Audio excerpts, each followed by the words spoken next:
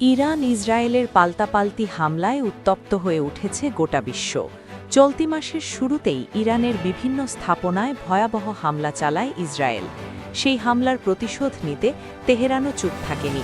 পাল্টা ক্ষেপণাস্ত্র হামলায় তেল আবিবের বেশ কিছু এলাকা ইরান এমনভাবে গুড়িয়ে দিয়েছে যে অনেকেই সেটিকে যুদ্ধবিধ্বস্ত গাজার সঙ্গে তুলনা করছেন। ঠিক এই উত্তেজনাকর পরিস্থিতির মধ্যেই সামনে এসেছে ইরানের নতুন এক ভয়ঙ্কর অস্ত্র, ফাত্তাহ-2 হাইপারসনিক মিসাইল, যার খবরে রীতিমতো ঘুম হারাম হয়ে গেছে নেতানিয়াহু বাহিনীর।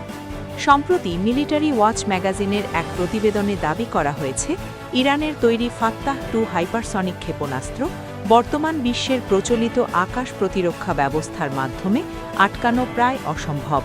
প্রতিবেদনে বলা হয়, গত 1 মার্চ থেকে শুরু হওয়া অভিযানে ইসরায়েলের গুরুত্বপূর্ণ সামরিক লক্ষ্যবস্তুতে এই মডেলের অন্তত 3টি ক্ষেপণাস্ত্র সফলভাবে আঘাত হেনেছে, যা ইসরায়েলের প্রতিরক্ষা ব্যবস্থাকে বড় ধরনের চ্যালেঞ্জের মুখে ফেলেছে। বিশেষজ্ঞদের মতে ফাত্তাহ-2 এতটা কার্যকর হওয়ার মূল কারণ এর হাইপারসনিক গ্লাইড ভেহিকেল প্রযুক্তি। এই প্রযুক্তির মাধ্যমে ক্ষেপণাস্ত্রটি বায়ুমণ্ডলের উপরের স্তরে অত্যন্ত দ্রুত গতিতে উঠতে পারে এবং প্রয়োজন হলে মুহূর্তের মধ্যে গতিপথ পরিবর্তন করে কৌশলগত ম্যানোভার চালাতে সক্ষম হয়। ফলে প্রচলিত রাডার ও ইন্টারসেপ্টর ক্ষেপণাস্ত্রের জন্য এটি শনাক্ত করা এবং প্রতিহত করা অত্যন্ত কঠিন হয়ে পড়ে।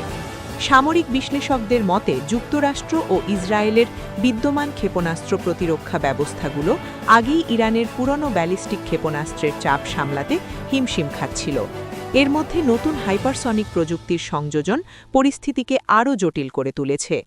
যদিও ইসরায়েল ভবিষ্যতে জোন ডিফেন্স নামে একটি নতুন প্রতিরক্ষা মডেল তৈরির পরিকল্পনা করছে, তবে সেটি বাস্তবায়নে কয়েক দশক সময় ও বিপুল অর্থ ব্যয়ের প্রয়োজন হতে পারে।